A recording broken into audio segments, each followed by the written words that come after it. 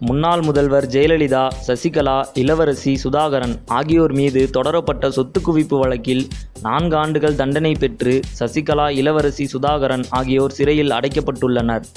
இந்த நிலையில் பெங்களூர் சிறையில் உள்ள சசிகலாவை நடிகர் கருணா சந்தித்து பேசியுள்ளார். அவருடன் எம்எல்ஏக்கள் பி. வெற்றிவேல், தங்கத்தமிழ்ச்செல்வன், கால்நடைத்துறை அமைச்சர் பாலகிருஷ்ண ரெட்டி, முன்னாள் அமைச்சர் ரமணா, மொளச்சூர் பெருமாள், கர்நாடக மாநில செயலாளர் புகழேந்தி ஆகியோரும் சென்றனர். சுமார் 30 நிமிட நேர சந்திப்பில் அரசியல் நிலவரம் குறித்தும் கட்சி, ஆட்சி செயல்பாடு பற்றியும் சசிகலாவிடம் இவர்கள் பேசியுள்ளனர். அனைத்து விஷயங்களையும் பொறுமையாக கேட்டுக்கொண்ட சசிகலா சில கருத்துக்கு மட்டும் பதில் சொன்னதாக கருணாஸ் தெரிவித்தார். கூட்டணி கட்சி தலைவர் என்ற முறையில் பெங்களூர் சிறைக்கு சென்று சசிகலாவை சந்தித்தேன். தமிழக அரசியல் நிலவரம் பற்றி அவரை சந்திக்கும் கட்சி நிர்வாகிகள் மூலமாக சசிகலா தெரிந்து கொள்கிறார் என்றும் கருணாஸ் கூறியுள்ளார்.